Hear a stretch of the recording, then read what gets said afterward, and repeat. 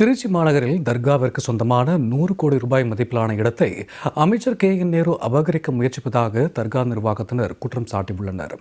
இதுகுறித்த கூடுதல் தகவல்களை வழங்குகிறார் எமது செய்தியாளர் இளவரசன் நேரலையில். வணக்கம் இளவரசன். தற்போது KN நேரு மீது தர்கா நிர்வாகத்தினர் முன்வைக்கக்கூடிய கேள்விகள் என்ன? இது குறித்தான கூடுதல் விவரங்கள். கண்டிப்பா சூர்யா, திமுக ஆட்சி எப்போதெல்லாம் பதவிக்கு வருகிறதோ அப்போதெல்லாம் பொதுமக்களுக்கு ஆபத்து வருகிறது.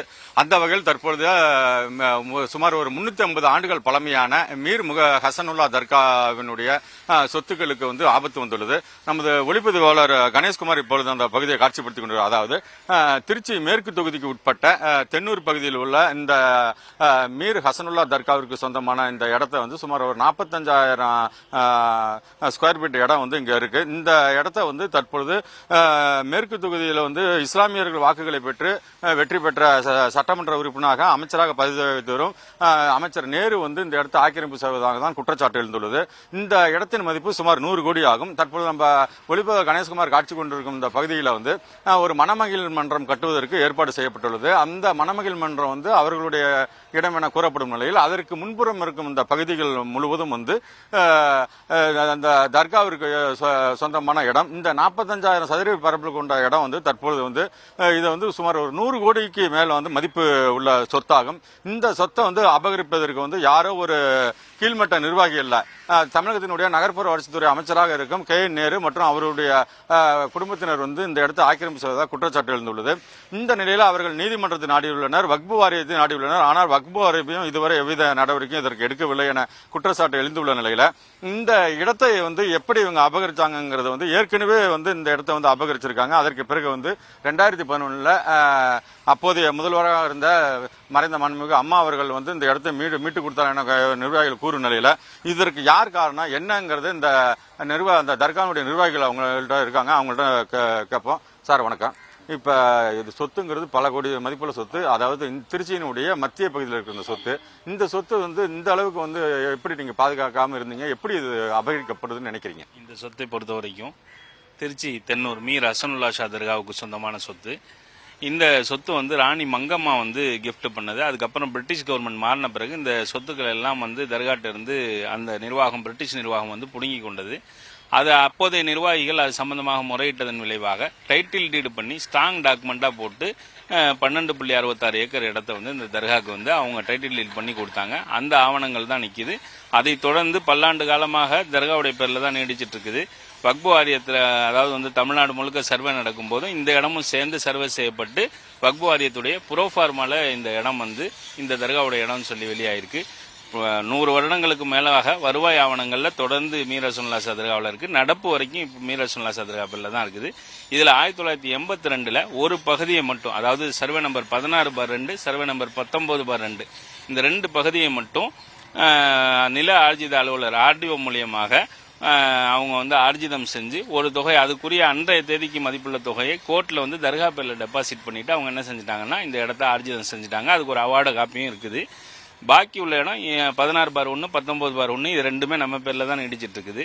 இது சம்பந்தமாக ஏற்கனவே 2006 to 2011 திராவிட முன்னேற்ற கழக ஆட்சியில் இருக்கும்போது 2008 அந்த நேரத்தில் இந்த இடத்த ராமஜெயம் தலைமையில் ஆக்கிரமிப்பு செஞ்சாங்க. அன்றைய சூழ்நிலை எப்படி இருக்குங்கிறது உங்களுக்கு தெரியும். அது யாரும் அன்றைய இருந்த நிர்வாகிகள் எல்லாம் பெரியவங்க அதை யாரும் ஏற்று சண்டை போடுற அளவுக்கு, ஏன்னா ஏற்று ஏதாவது பேசினாக்கா உயிருக்கு அச்சுறுத்தல் இருக்குது அப்படின்ற மாதிரி ஒரு சூழ்நிலை இருந்ததுனால யாரும் எதுவும் கேட்கல.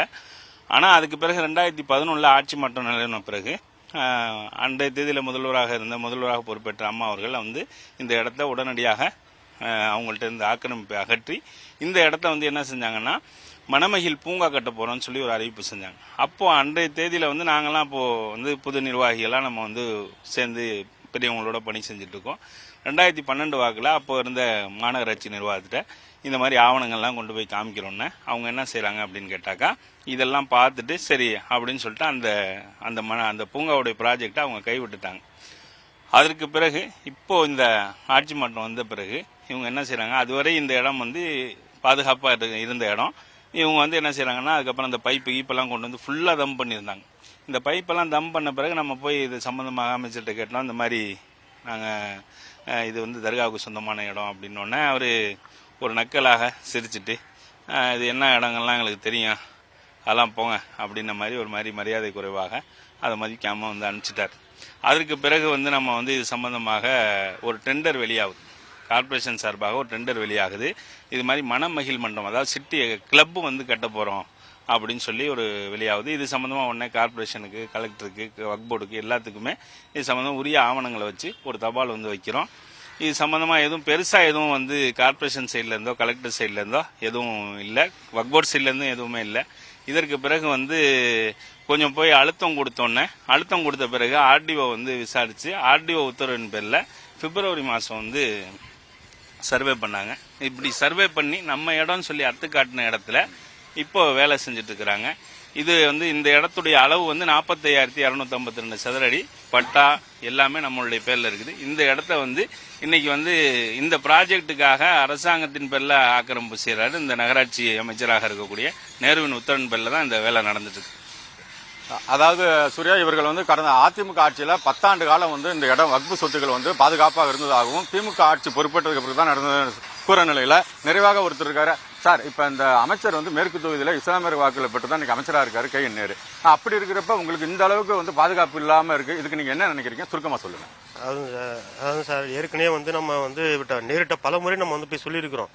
இதுக்கடையில் வந்து என்னன்னா ஒரு 6 மாதத்துக்கு முன்னாடி நம்ம வந்து இது சம்மந்தமாக ஃபேஸ்புக்கில் நம்ம வந்து வாட்ஸ்அப்பில் இது சம்மந்தமாக வந்து நம்ம வந்து வீடியோ வெளியிட்டிருந்தோம். இவர் தான் வெளியிட்டிருந்தார். வெளியிட்டப்போ ஏகப்பட்ட ஃபோன் கால், மிரட்டல், போலீஸில் போய் கம்ப்ளைண்ட் கொடுத்து நாங்கள் வந்து அவர் சொத்தை யார்ட்டையும் கேட்கல. நேரிட்ட இருந்து அவரோட உங்கள் சொத்தை கொடுங்க, அது வந்து கவர்மெண்ட் சொத்தை கொடுங்கன்னு யார்ட்டையும் நம்ம கேட்கல. எங்கள் இடத்த ஒரிஜினல் டாக்குமெண்ட் வச்சிருக்கிறோம், எல்லாமே எங்கள் கையில் இருக்குது. அந்த இடத்த கொடுக்கறதுக்கு என்ன சிரமம் யாருக்கு என்னன்னு தெரியல. சிறுபான்மையின் பாதுகாவரன்னு சொல்லிட்டு திராவிட மாடல் அரசு இருக்கிறாங்க. இவ்வளவு நாள் நாங்கள் போராடிட்டு இருக்கோம், பல ஆண்டுகளாக போராடிட்டு இருக்கோம். இந்த இடத்த வச்சுக்கோங்கன்னு சொல்லிட்டு கொடுக்கறதுக்கு மனம் இல்லைன்னா என்ன அர்த்தம்? நாங்கள் அவங்க சொத்தை நாங்கள் எதுவுமே கேட்கல. கவர்மெண்ட் சொத்துலேருந்து எங்களை கேட்கல, நேருவோட சொத்துலேருந்து கேட்கல, ஸ்டாலின் அவருடைய சொத்துலேருந்து கேட்கல. எங்கள் சொத்தை நாங்கள் கேட்குறோம், எங்கள்கிட்ட கொடுங்கன்னு சொல்கிறோம். கொடுத்து டாக்குமெண்ட் வச்சிருக்கிறோம். டாக்குமெண்ட் இல்லாமல் போலி டாக்குமெண்ட்லாம் இல்லை, யார் வேணாலும் எப்போ வேணாலும் வெரிஃபிகேஷன் பண்ணிக்கலாம்.